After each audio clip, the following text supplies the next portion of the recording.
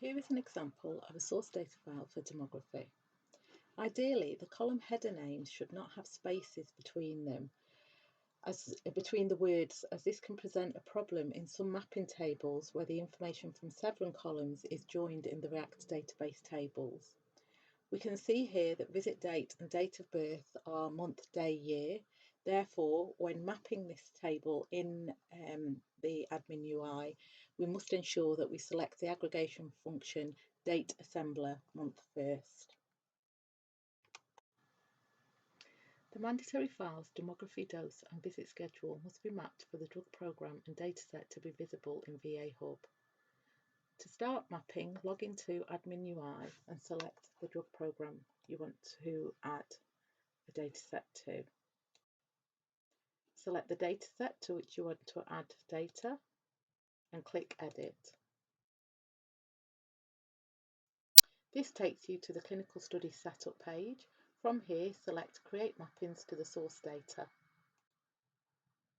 which brings you to the data mappings page. If no information has been entered previously, the mapping summary table here is empty. To add mappings for a data source, click Add. From the pop-up box, select the data type. As previously discussed, the data source location you can either select that the file does not exist, predict it based on previous mappings, or enter the file path manually. I'll enter the file path manually. If React is installed on the Azure platform, then files are usually stored in Azure storage, and the file location will begin Azure File, React Data, and then the folder names and file name.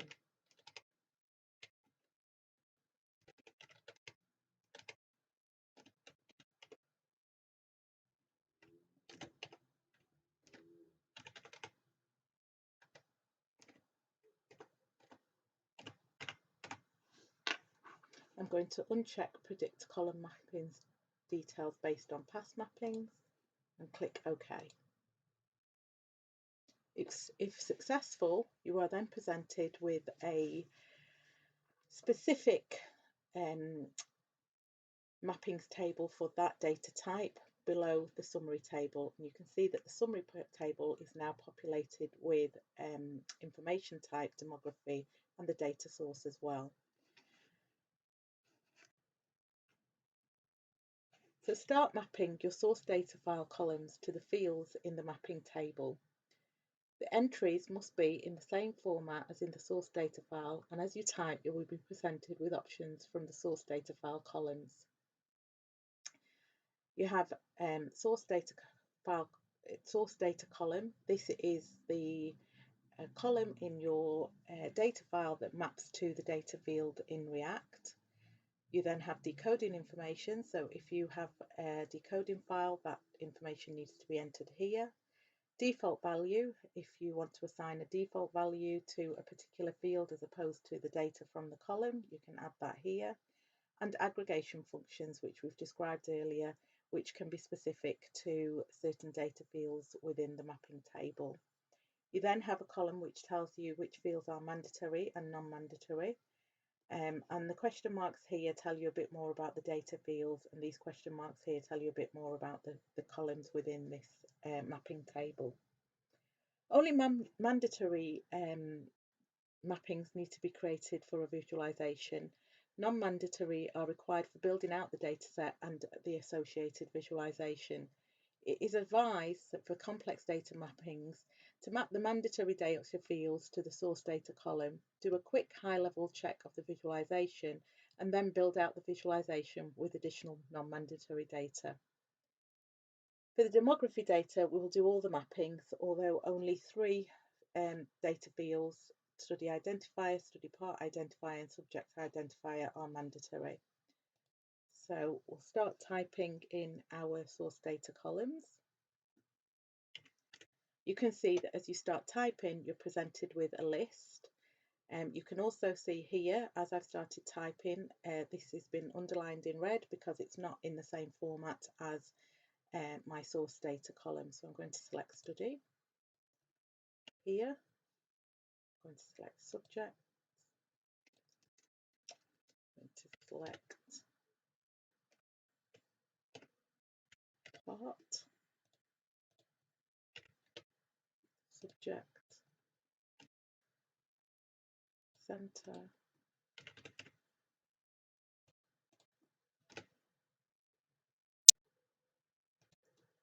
Here we have visit date and date of birth. As mentioned previously, because these are dates,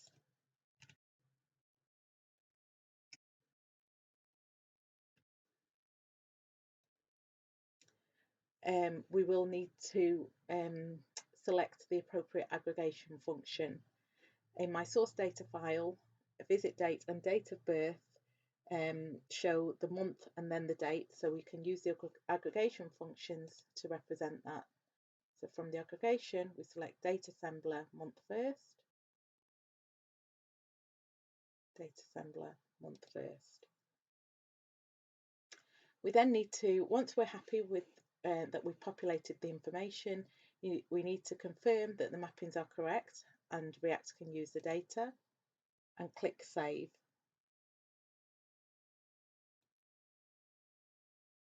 Pop-up box appears to let you know whether or not your mappings have been successful. In this case, they have. If mappings are not successful, then a message will appear here for you to, which you may be able to accept and continue, or you will need to troubleshoot. So we'll click OK. All the mandatory files can be mapped at once or individually. Mandatory information is only loaded when all three files, demography, dose and visit, have been mapped into the appropriate mappings tables. You can then return back to the home page, as we will populate each of our files individually.